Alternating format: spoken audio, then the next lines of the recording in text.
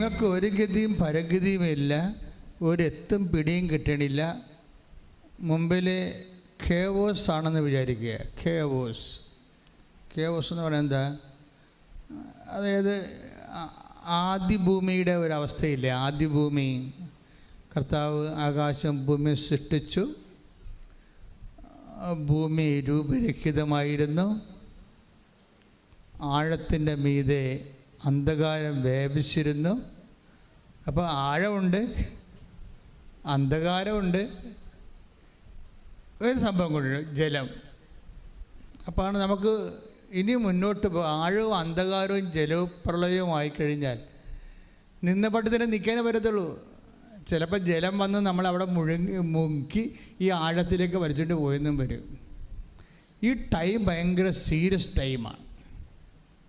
ഈ ഒരു സീരിയസ് ടൈമിലാണ് നമുക്ക് ചുറ്റും വെള്ളം കയറുകയും നമ്മുടെ ചുറ്റും അന്ധകാരം നിറയുകയും ചെയ്യുന്ന അവസ്ഥ.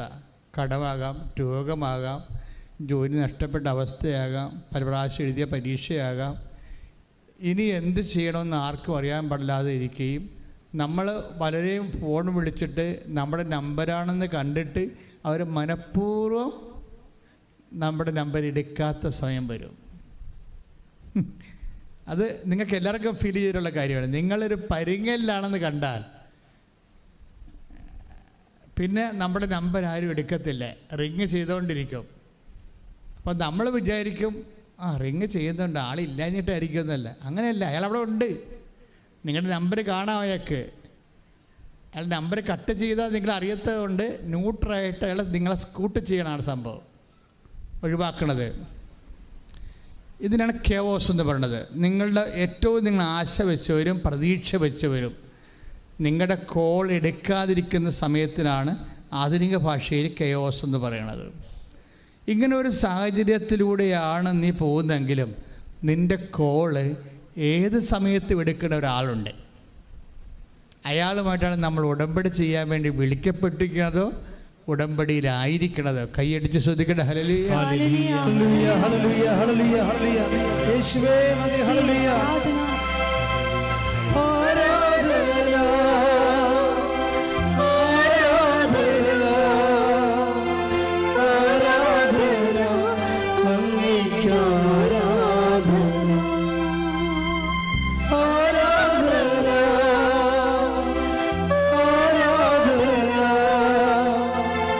ആരാധന, അങ്ങേയ്ക്ക് ആരാധന. നമ്മളെ ചോര മണക്കുന്ന ഒരു സമയമുണ്ട്, അല്ലെങ്കിൽ നമ്മളെ മൂത്രം മണക്കുന്ന ഒരു സമയമുണ്ട്, നമ്മുടെ സെക്രീഷൻസൊക്കെ നമ്മളെ മണക്കുന്ന ഒരു സമയമുണ്ട്. നമ്മളെ ആൾക്കാർ കൈകൊണ്ട് എടുക്കാൻ ബുദ്ധിമുട്ടുന്നതും നമ്മുടെ മുറിയിലോട്ട് കയറി വരാനോ നമ്മുടെ ജീവിതത്തിലൊക്കെ എത്തി നോക്കാനോ പറ്റാതെ നമ്മൾ ഒറ്റയ്ക്ക് നമ്മുടെ വിധിക്ക് വിടുന്ന ഒരു സമയമുണ്ട്. ഈ സമയമാണ് ഉടമ്പടിയുടെ സമയം. ഇതറിയണമെങ്കിൽ നിങ്ങൾ take the word of God. Ezekiel 16 അധ്യായം 4-ാമത്തെ വാക്യം വരെ. എസെക്കിയേൽ 16 അധ്യായം 4 മുതലുള്ള തിരുവചനങ്ങൾ. നീ ജനിച്ച ദിവസം നിന്റെ പൊക്കിൾ കൊടി മുറിച്ചിരുന്നില്ല. Praise the Lord. നിന്നെ കുളിപ്പിച്ച് ഒന്ന് ചിന്തിച്ചു നോക്കിക്കേ. നീ ജനിച്ച ദിവസം, നമ്മളെ ഇസ്രായേലിനെ കുറിച്ച് പറയണതാണ്. ദൈവത്തിൻ്റെ തിരഞ്ഞെടുക്കപ്പെട്ട എല്ലാ വിശ്വാസികളുടെയും പ്രതീകമാണ് ഇസ്രായേൽ. അറിയാമല്ലോ, ഇസ്രായേൽ എന്ന് പറയുമ്പോൾ ഒരു രാജ്യമല്ല, ദൈവത്തിൻ്റെ തിരഞ്ഞെടുക്കപ്പെട്ട ജനമെന്നാണ് അതിൻ്റെ അർത്ഥം. അത് ആരും ആകാം. ദൈവത്തിൻ്റെ സ്നേഹത്തിലേക്ക് വിളിക്കപ്പെട്ട, വിശ്വാസത്തിലേക്ക് വിളിക്കപ്പെട്ട എനിബഡി ഈസ് ഇസ്രായേൽ. അല്ല, നിങ്ങൾ പറയും ഇസ്രായേൽ അമേരിക്ക എന്ന് പറയരുത്. ഇസ്രായേൽ ബൈബിളിൽ വിശ്വാസി എന്ന അർത്ഥമേ ഉള്ളൂ. അപ്പോൾ വിശ്വാസി ജനിച്ച ദിവസം, വിശ്വാസം രൂപപ്പെട്ട് വരുന്ന, നമ്മളിൽ വിശ്വാസം രൂപപ്പെട്ട് വരുന്ന ഒരു സമയമില്ലേ? മേരി ചേച്ചി എന്ന് പറഞ്ഞൊരു ചേച്ചി ഈ ദിവസങ്ങളിൽ സാക്ഷ്യം പറഞ്ഞ്, മേരി ചേച്ചി പറഞ്ഞ ഇതാണ്: ഞാൻ വിശ്വാസത്തിലേക്ക് വന്നിട്ട് 7 വർഷമായി, പക്ഷേ എല്ലാവരും എന്നെ ഇട്ടേച്ചും പോയെന്ന്. വിശ്വാസത്തിലേക്ക് അവർ പുതുതായിട്ട് വന്നതാണ്. അതുകൊണ്ട് എൻ്റെ ആങ്ങളെ ഇട്ടേച്ചും പോയി, എൻ്റെ അപ്പ, എൻ്റെ ആങ്ങളുടെ ഭാര്യ പോലും ഞാൻ വീട്ടിൽ ചെന്നിട്ട് സംസാരിച്ചില്ല. ആങ്ങളുടെ ഭാര്യ പോലും ഞാൻ വീട്ടിൽ ചെന്നിട്ട് എൻ്റെ വീട്ടിലവരെന്നെ കയറ്റണില്ല. അതൊക്കെ വിശ്വാസം ഒരു ഇസ്രായേലായി മാറുമ്പോൾ വിശ്വാസം രൂപപ്പെട്ട് വരുമ്പോഴേ നമ്മുടെ ഉറ്റവരുടയവരൊക്കെ പതുക്കെ പതുക്കെ നമ്മളെ ഇങ്ങനെ അവോയ്ഡ് ചെയ്ത് കളയും. എന്നിട്ട് എന്തിനാണ് ഈ മേരി ചേച്ചി എന്തിനാണ് ഇവരുടെ വീട്ടിൽ അവർ കയറ്റത്തില്ലായിരുന്നു? അവർ കയറ്റാതിരുന്നിട്ടും ഇവരെന്തിനാ ചെന്നതെന്നറിയാവോ? ഇവരുടെ അമ്മ കിടപ്പായി പോയായിരുന്നു. അമ്മയെ കാണിക്കത്തില്ലായിരുന്നു ഇവരെ.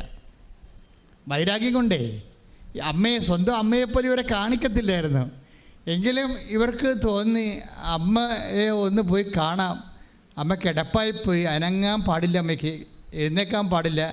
ബാത്റൂമിൽ തന്നെ പിടിച്ചു കൊണ്ടുപോയാൽ മാത്രമേ ബാത്റൂമിൽ പോകാൻ പറ്റത്തുള്ളൂ. അപ്പോൾ അമ്മയെ കാണാൻ പോയപ്പോൾ നിങ്ങളെല്ലാവരും മനസ്സിലാക്കേണ്ട ഒരു സത്യമുണ്ട് എൻ്റെ അകത്ത്. അതായത് ഈ ദിവസങ്ങൾ വരുന്ന സാക്ഷ്യത്തിൻ്റെ ഒരു രീതിയുണ്ട്. ആ സാക്ഷ്യത്തിൻ്റെ രീതി എന്ന് പറയുന്നത്, ഇപ്പോൾ തന്നെ കൊല്ലത്ത് നിന്ന് ജിബി ആൻ്റണി ഒരു സാക്ഷ്യം പറഞ്ഞു. അപ്പോൾ അവർ ഉന്നയിച്ചൊരു വിഷയമുണ്ട്. ഇപ്പം ഞാൻ വയനാട്ടിലെ മേരി ചർച്ചിൽ നിന്ന് പെട്ടെന്ന് ജിബി ആൻ്റണിയുടെ പോണതിൻ്റെ കാരണം ആ സാക്ഷി ഇൻ്റർ കണക്റ്റഡാണ്. ഈ ജിബി ആൻ്റണി ഉന്നയിച്ചൊരു പ്രശ്നം, അവർ ഉടമ്പടി എടുത്ത് കഴിഞ്ഞപ്പോൾ അവരുടെ ഭർത്താവ് ഓട്ടോറിക്ഷക്കാരായിരുന്നു. അയാൾക്ക് ഓട്ടം ആൾക്കാർ വിളിച്ച് കൂടുതൽ പരിചയമില്ലാത്തവരൊക്കെ ഓട്ടം വിളിച്ചു കൊടുക്കാൻ തുടങ്ങി. പിന്നെ അയാൾ ഗൾഫിലേക്ക് പോകാൻ മാതാവ് ഇടപെട്ടു. പക്ഷേ അവിടെ മകന് ഡെങ്കുപ്പനി വന്ന് കൗണ്ട് കുറഞ്ഞ് ആശുപത്രി കൊണ്ടുപോയപ്പോൾ കൗണ്ട് കുറഞ്ഞ്. അപ്പോൾ ഡോക്ടർ പറഞ്ഞു സീരിയസ് ആണെന്ന് പറഞ്ഞപ്പോൾ അവിടെ നാട്ടിലൊക്കെ ഡെങ്കുപ്പനിയായി. കൊല്ലത്ത് അതിൽ ഒരാൾ മരിച്ചു, അവരുടെ വീടിൻ്റെ അടുത്തുള്ള ആൾ മരിച്ചു. അപ്പോൾ ഉടമ്പടിയിൽ ഇരിക്കുമ്പോൾ മകന് ഡെങ്കു പനിയായിട്ട് ആശുപത്രി കൊണ്ടുപോയി. അവർക്കതിന് ആശുപത്രി കൊണ്ടുപോകാൻ കാശൊന്നുമില്ല.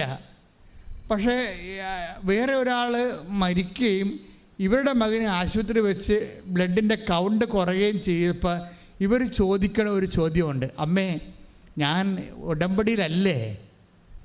അതാ എൻ്റെ ഉടമ്പടി നീ സ്വീകരിച്ചിട്ടില്ലേ? ഞാൻ ഉടമ്പടി എടുത്തതാണല്ലോ. എന്തായിരിക്കും ഇങ്ങനെ ക്ലേശങ്ങൾ വരണത്? അയ്യോ, ഇത് ഒരു 10,000 മനുഷ്യർ ചോദിക്കുന്ന ചോദ്യമാണ് അല്ലേ? ഉടമ്പടി എടുത്തു കഴിയുമ്പോൾ നമ്മുടെ വീട്ടിൽ നമ്മൾ പ്രതീക്ഷിക്കാത്ത എന്തെങ്കിലും സംഭവിക്കുമ്പോൾ നമ്മൾ ഓർക്കും, അയ്യോ നമ്മൾ ഉടമ്പടി എടുത്തതാണല്ലോ. ആൾക്കാരെല്ലാം ഉടമ്പടി എടുക്കുമ്പോൾ പറഞ്ഞത് എന്താണ്?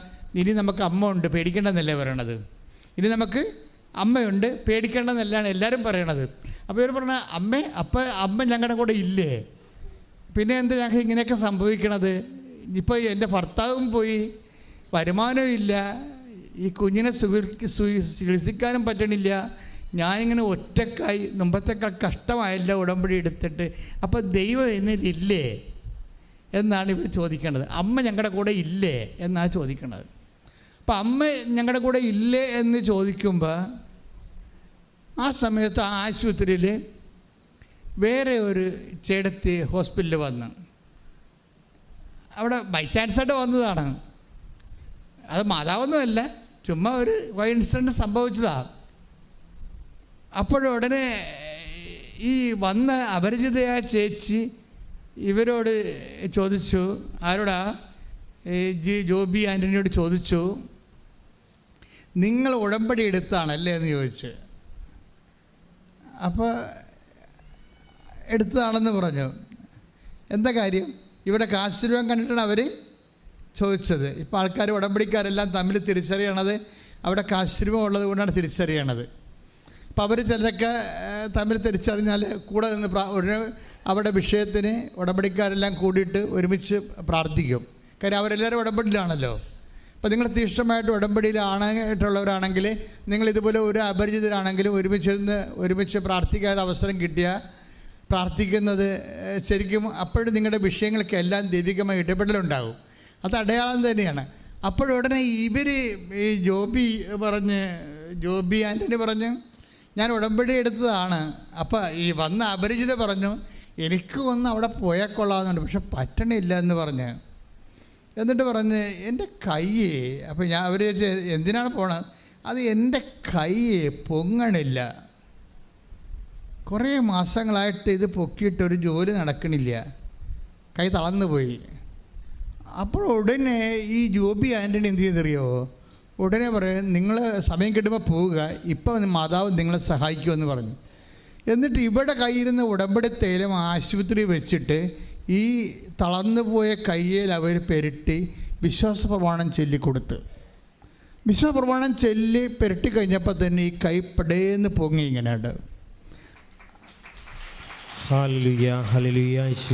അപ്പോഴെന്ത് സംഭവിച്ചു കഴിഞ്ഞാൽ ഇവിടെ ചോദിച്ചൊരു ചോദ്യമില്ലേ, ആര് ഡെങ്കുവായിട്ട് മകനെ കൊണ്ടുവന്ന് ആശുപത്രി ഇട്ടച്ച് മാതാവിനോട് ചോദിച്ചില്ലേ, മാതാവ് ഞങ്ങൾ ഉടമ്പടിയിലല്ലേ, അതാണ് എൻ്റെ ഉടമ്പടി നീ സ്വീകരിച്ചില്ലേ, അപ്പം നീ ഞങ്ങളെ വിട്ടു പോയോ എന്ന് ചോദിച്ചതിന് മറുപടിയാണ് ഇവരെ കൊണ്ടുവന്നിരിക്കുന്നത്.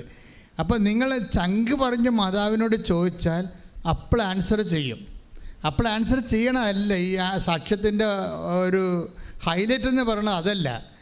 എല്ലാവരും ഇതുപോലെ നിങ്ങൾ പത്രം കൊടുക്കുന്നുണ്ട്. എന്തിനാണ് ഞങ്ങൾ പത്രം കൊടുക്കുന്നത്? ക്രിസ്തുവിനെ ലോകം അറിയാൻ വേണ്ടിയാണല്ലേ.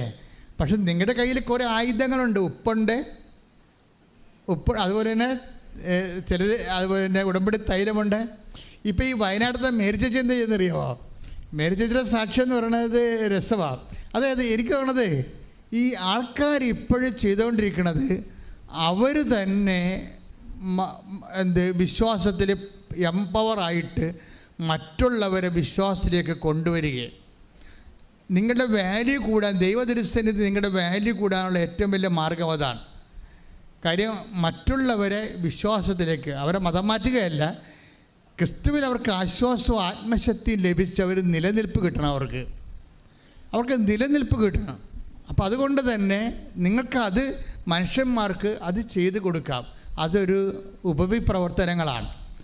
ആ ഉപവിപ്രവർത്തനത്തിൻ്റെ ബേസിലാണ് നിങ്ങൾ രോഗി പരിചരണം പോലെ നിങ്ങൾക്ക് കിട്ടിയിരിക്കുന്ന ദൈവത്തിൻ്റെ കൃപ പങ്കുവെച്ച് കൊടുക്കേണ്ടത്. പ്രാർത്ഥിക്കുക, കർത്താവേ, എനിക്ക് കിട്ടിയിരിക്കുന്ന ദൈവകൃപ പങ്കുവെച്ച് കൊടുത്ത് മറ്റുള്ളവരെയും ബലപ്പെടുത്തുവാൻ.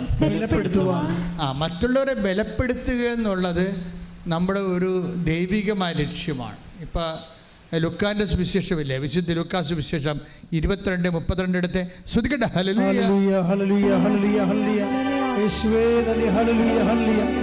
ലൂക്കാ എഴുതിയ സുവിശേഷം 22-ാം അധ്യായം 32-ാമത്തെ വാക്യം. ലൂക്കാ 22:32. എന്നാൽ നിന്റെ വിശ്വാസം ക്ഷയിക്കാതിരിക്കാൻ ഞാൻ നിനക്ക് വേണ്ടി പ്രാർത്ഥിച്ചു.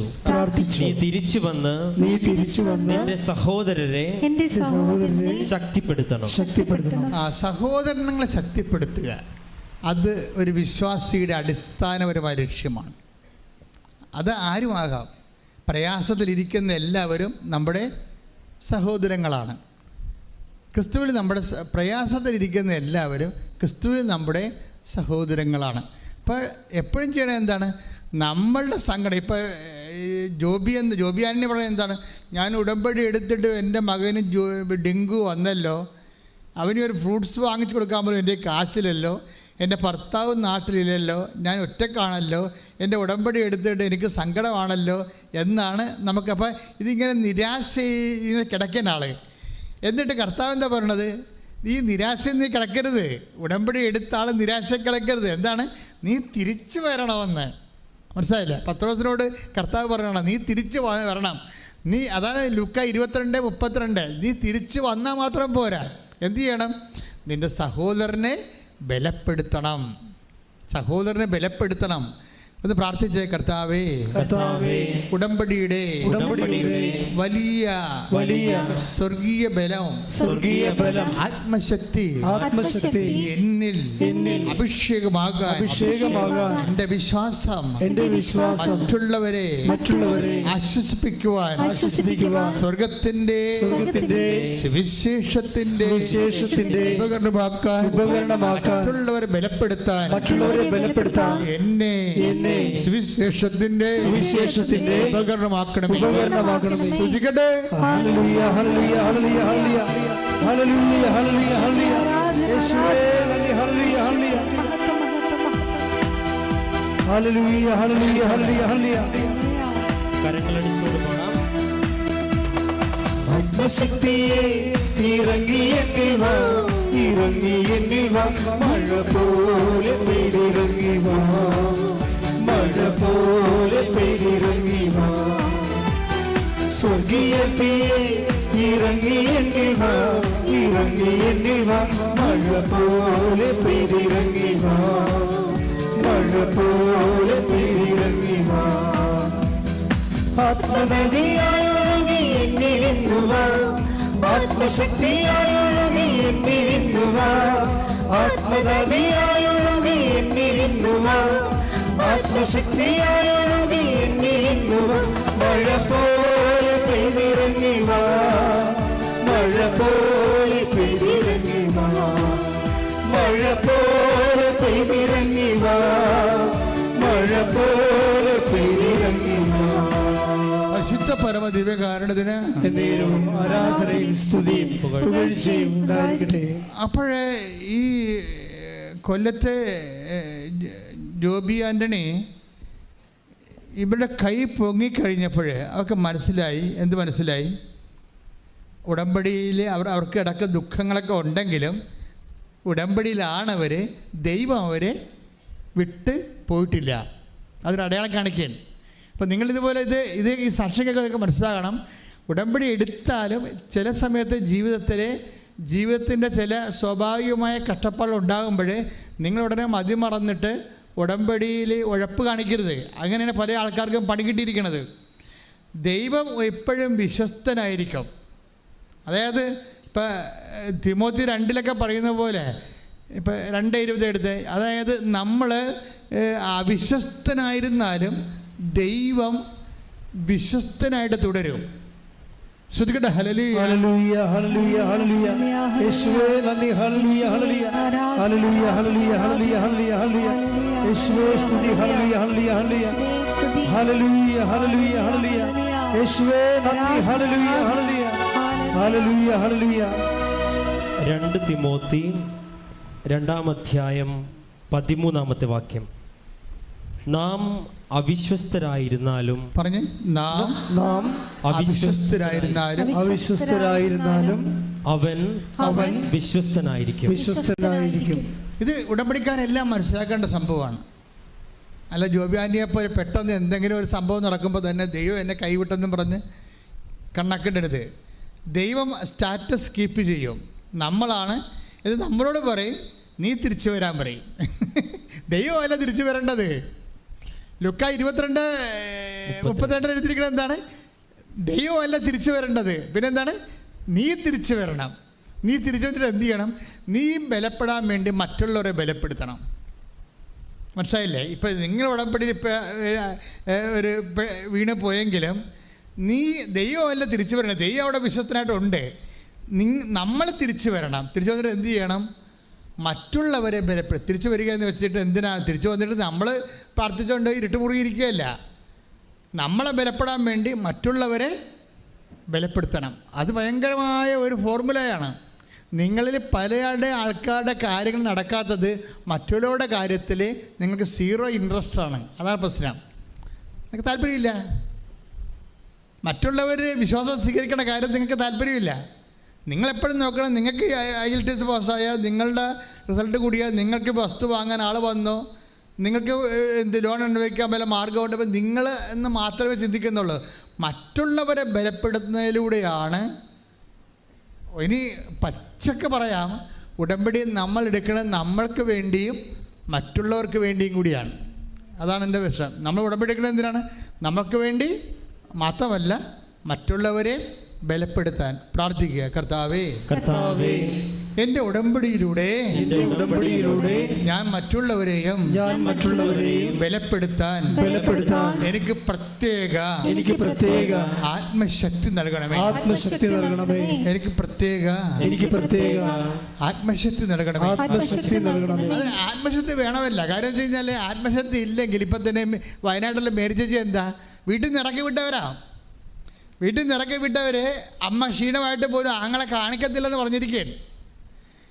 അങ്ങനെയുള്ള സമയത്ത് ആങ്ങളവിടെ ഇല്ലാത്ത തക്കം നോക്കിയാണ് ഇവർ വീട്ടിൽ പ്രവേശിക്കണത്. സ്വന്തം അമ്മനെ കാണാനാണ് ചെയ്യണത്. അവിടെ ചെന്നപ്പോൾ നാത്തൂൻ പറഞ്ഞ് അമ്മ എഴുന്നേക്കത്തില്ല.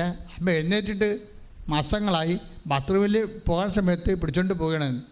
അപ്പോൾ നാത്തൂൻ ഇവർക്കൊരു കാപ്പി എടുക്കട്ടെന്ന് പറഞ്ഞുകൊണ്ട് അടുക്കളയിൽ പോയ സമയത്ത് രഹസ്യത്തിൽ ഇവർ ഉടമ്പടി തൈലം എടുത്തിട്ട് അമ്മയുടെ നെറ്റി കുറിച്ചിടും, വിശ്വപ്രമാണം ചൊല്ലി.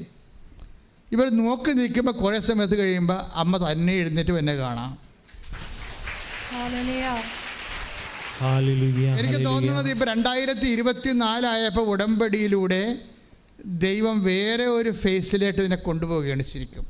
കാര്യം നിങ്ങൾ വഴി നിങ്ങളുടെ സഹോദരങ്ങളെ ബലപ്പെടുത്തുന്നതിലൂടെ ദൈവത്തിൻ്റെ തിരുസന്നിധിയിൽ മൂല്യവത്തായ ഒരു വ്യക്തിയായിട്ട് ദൈവം നിങ്ങളെ ഉയർത്തിയിരിക്കുന്നു. കൈ ഇടിച്ച് കർത്താവ്.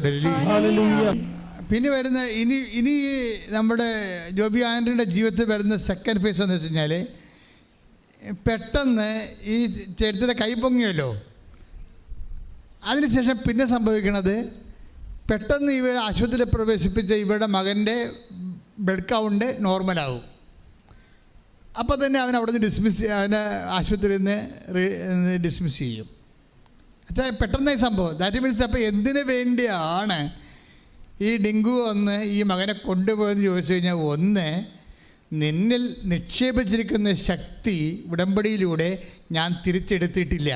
It is there. നീ തെറ്റിദ്ധരിച്ചിരിക്കുന്നതാണോ, നിനക്കിപ്പോഴും നീ ഉടമ്പടിയിലാണ് എന്ന് പറയാൻ വേണ്ടിയാണ് ഈ ഡെമോൺസ്ട്രേഷൻ വരണത്. ഇതൊരു ഡെമോൺസ്ട്രേഷനാണ്, കവനൻ്റ് ഡെമോൺസ്ട്രേഷൻ. എന്താ അതിനുശേഷം ഇവർ വീട്ടിൽ പോകും. വീട്ടിൽ പോയപ്പോൾ വേറെ കാലാവസ്ഥ വന്ന് മകനെയും കൊണ്ട് വീട്ടിൽ പോയി. മകനെയും കൊണ്ട് വീട്ടിൽ പോയി പിറ്റേ ദിവസം ഇവർക്ക് ഡെങ്കുവായി സംഭവം. അതായത് ഒരു സ്റ്റോറി പോണ പോക്കുണ്ടല്ലേ. അപ്പോൾ ഇവർക്ക് നമുക്കറിയാലോ, നമ്മുടെ ബോഡിയെ തൊട്ട് കഴിഞ്ഞാൽ നമുക്ക് എല്ലാവരുടെ കാര്യവും നമ്മൾ അന്വേഷിക്കുകയും തിരക്കുകയും പറയുകയും ഒക്കെ ചെയ്യും. പക്ഷേ നമ്മുടെ ബോഡിയെ എന്തെങ്കിലും തൊട്ട് കഴിഞ്ഞാൽ പിന്നെ നമ്മൾ ആടെ കാര്യവും അന്വേഷിക്കത്തില്ല. ഒരു കൊതുക് പറഞ്ഞാൽ പോലും നമ്മൾ അതിനെ തന്തക്ക് വിളിക്കും. അല്ല, ആൾക്കാർക്ക് പനി കയറി കഴിഞ്ഞാലേ ആൾക്കാരുടെയൊക്കെ സ്വഭാവമല്ല, അടുക്കത്തില്ല. പക്ഷേ എപ്പോഴും നിങ്ങൾ മനസ്സിലാക്കേണ്ടത്, ഏറ്റവും നിങ്ങൾ ഡെലീറിയം കണ്ടീഷനിൽ ഇരിക്കുമ്പോഴാണ് ഏറ്റവും നിങ്ങൾ എംപവർ ആയിരിക്കുന്നത്. അത് എപ്പോഴും നമ്മൾ ശ്രദ്ധിക്കണം. ഏറ്റവും ഡെലീറിയം, അതായത് ഇപ്പോൾ പണ്ട് എനിക്കൊരു അനുഭവം ഉണ്ടായി. ഇപ്പം ഞാനിങ്ങനെ ഒരു പള്ളിയിൽ അസ്തേന്തിയായിട്ടിരിക്കുകയാണ്, അസ്റ്റൻ്റ്. അപ്പം അവിടെ അച്ഛനില്ല, അവിടെ അച്ഛൻ ധ്യാനിക്കാനാ പറ്റുക പോയിരിക്കുക. അപ്പം ഞാനുണ്ട്, ഇടിമിട്ടി മഴ പെയ്യേ. എനിക്കാണെങ്കിൽ തൊണ്ട വരണ്ടല്ലേ ഇങ്ങനെ തൊണ്ട കാർച്ച, തോട്ട്സോറ്, പിന്നെ നെഞ്ച് പറയണ ചുമ, രാത്രി ആകുമ്പോൾ ഉണ്ടാകുന്ന രാപ്പനി, എല്ലാം കൊണ്ട് ഞാൻ ഇരുന്ന് ഛർദ്ദിക്കുകയാണ്. അപ്പോൾ കറണ്ടും പോയി. അപ്പം എല്ലാ വയ്യാവേലികളും ഒരുമിച്ച് വരികയാണ്, കറണ്ടും പോയി.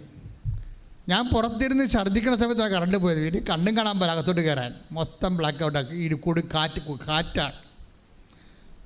അപ്പോഴുണ്ടൊരു മനുഷ്യൻ വന്ന് രാത്രി വന്ന് മേടയുടെ വാതിലെ കൊട്ടി. അപ്പം ഞാൻ ലുങ്കിയൊക്കെ കൊടുത്ത് ബെനിനൊക്കെ ഇട്ടിരുന്ന് ഛർദ്ദിക്കുന്ന രംഗമാണ്. എൻ്റെ യഥാർത്ഥ ഒരു രൂപം കണ്ട ആ മനുഷ്യൻ പെടച്ചതല്ലി വിണിച്ചാവും. അപ്പം ഞാൻ മിണ്ടായിരുന്നു. പക്ഷെ ഇയാൾ സമ്മതിക്കണില്ല, ഇയാൾ കൊട്ടിക്കൊണ്ടിരിക്കുകയാണ്. അപ്പോൾ ഞാൻ പറഞ്ഞു, ചേട്ടാ അവിടെ നിൽക്ക്, ഞാൻ ഛർദ്ദിച്ചിരിക്കുകയാണ്, ഇങ്ങോട്ട് ഇപ്പോൾ വരരുത്. അപ്പോൾ പുള്ളി അത് മൈൻഡ് ചെയ്യില്ല. പുള്ളി വന്നു, പക്ഷേ ഇരുട്ടത്ത് തപ്പി പിടിച്ച് പുള്ളി വന്നു. പുള്ളി അവിടെ വരുന്ന ആളാണ്. കുറച്ച് കഴിഞ്ഞപ്പോൾ ഞാൻ നിരച്ച് പോയി ബാത്റൂമിൽ പോയി ടബൊക്കെ കയ്യിലൊക്കെ പോയി കഴുകി ലുങ്കിയൊക്കെ മാറി ഉടുപ്പൊക്കെ ഇട്ട് അങ്ങനെ ഇരിക്കുന്ന സമയത്ത് കറണ്ട് വന്നു. ഒരു മെഴുകുതിരിയൊക്കെ കത്തിച്ച് കണ്ട സമയത്ത് പുള്ളി വന്നു. ഞാൻ എന്നെ ഇത്രയും തിരക്കെന്താണെന്ന് ചോദിച്ചു. അപ്പോൾ ഞാനോർത്ത് വല്ല ഈ ആൾക്കാർ ലാസ്റ്റ് സക്രമെൻ്റ് വരത്തില്ല, അപ്പൻ അമ്മയൊക്കെ മരിക്കാൻ പോകണമെങ്കിൽ ഇതുപോലെ വന്ന് തിരക്ക് കൂട്ടും ആൾക്കാർ. കാര്യം സമയമില്ലല്ല, മരിക്കണ കൊണ്ടുപോയി മുമ്പ് കുർബാന കൊടുക്കണ്ടേ. അപ്പം അങ്ങനെ വല്ല കേസുമായതുകൊണ്ട് ഞാൻ വളരെ സംയമനത്തോടെ ഇരിക്കുകയാണ് ഈ മനുഷ്യനോട് സംസാരിക്കണം.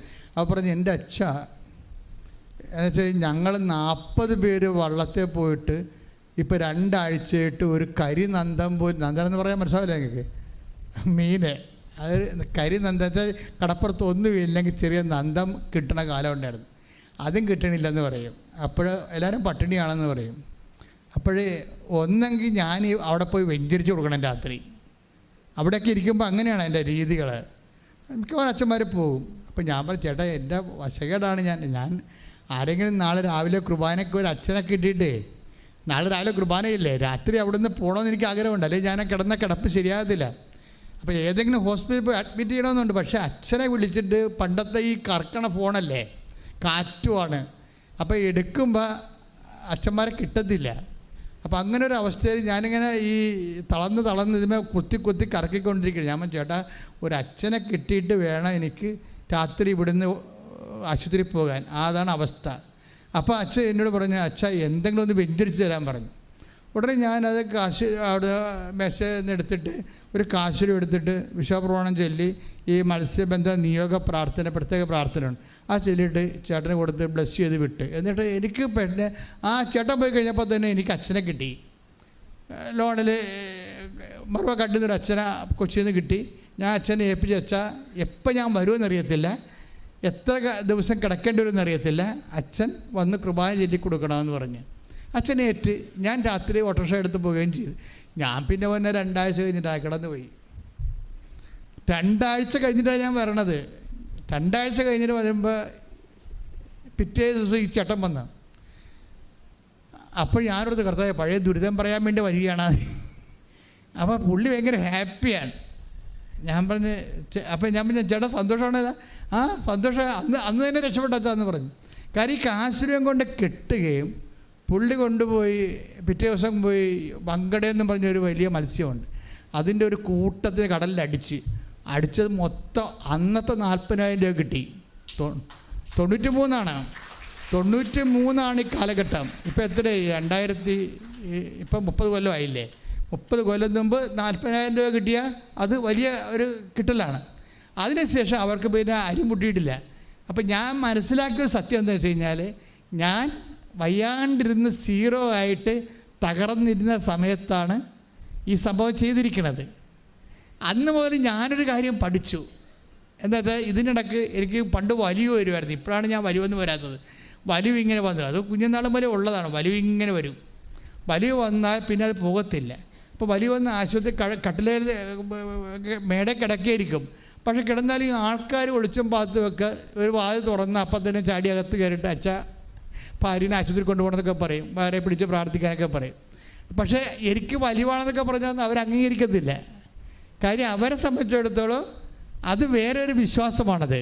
അപ്പം ഞാനത് പ്രാർത്ഥിച്ച് കൊടുക്കും. കിടന്നാലും കിടന്നുകൊണ്ട് പ്രാർത്ഥിച്ച് കൊടുക്കും. കാര്യം വെച്ച് കഴിഞ്ഞാൽ ഇതെന്താ പ്രശ്നം വെച്ച് കഴിഞ്ഞാൽ, നമ്മൾ എന്തുമാത്രം അവശരാകുന്നുവോ അത്രയും ഒരു ദൈവ വേലക്കാരൻ്റെ പവർ കൂടിക്കൊണ്ടിരിക്കും. വിശ്വാസിയുടെ ഒരു ഗുണം അതാണ്. അത് നിങ്ങളെപ്പോഴും നമ്മൾ ശ്രദ്ധിക്കണം. അതുകൊണ്ടാണ് വചനം പറയണത് ബലഹീനതയിലാണ് ദൈവത്തിൻ്റെ അതിന് 2 കൊരിന്ത്യർ 12:9 എടുത്ത് ശ്രുതിക്കട്ടെ. ഹല്ലേലൂയ ഹല്ലേലൂയ ഹല്ലേലൂയ ഹല്ലേലൂയ യേശുവേ നന്ദി. ഹല്ലേലൂയ ഹല്ലേലൂയ ഹല്ലേലൂയ ഹല്ലേലൂയ ഹല്ലേലൂയ ഹല്ലേലൂയ ഹല്ലേലൂയ യേശുവേ സ്തുതി. ഹല്ലേലൂയ ഹല്ലേലൂയ ഹല്ലേലൂയ ഹല്ലേലൂയ ഹല്ലേലൂയ ഹല്ലേലൂയ ഹല്ലേലൂയ. 2 കൊരിന്തോസ് 12-ാം-അധ്യായം 9-ാമത്തെ എന്നാൽ അവിടുന്ന് എന്നോട് അരുൾ ചെയ്തു. പറഞ്ഞേ, എന്നാൽ അവിടുന്ന് എന്നോട് അരുൾ ചെയ്തു. ഏറ്റു പറഞ്ഞേ, എന്നാൽ അവിടുന്ന് എന്നോട് അരുൾ ചെയ്തു, നിനക്കെന്റെ കൃപ മതി. നിനക്കെന്റെ കൃപ മതി. എന്തെന്നാൽ ബലഹീനതയിലാണ് എന്റെ ശക്തി പൂർണ്ണമായി പ്രകടമാകുന്നത്. ഇതാണ് വെച്ചാല് എന്തെന്നാൽ പറഞ്ഞേ, എന്തെന്നാൽ നിനക്കെന്റെ കൃപ മതി. എന്താ പ്രോബ്ലം വെച്ചാൽ നമുക്ക് ചിലപ്പോൾ കടങ്ങളുണ്ടാകാം. ചിലപ്പോൾ നമ്മുടെ വീട് മൂന്ന് പറമ്പും ജപ്തി നടപടി വന്നിരിക്കുകയായിരിക്കാം.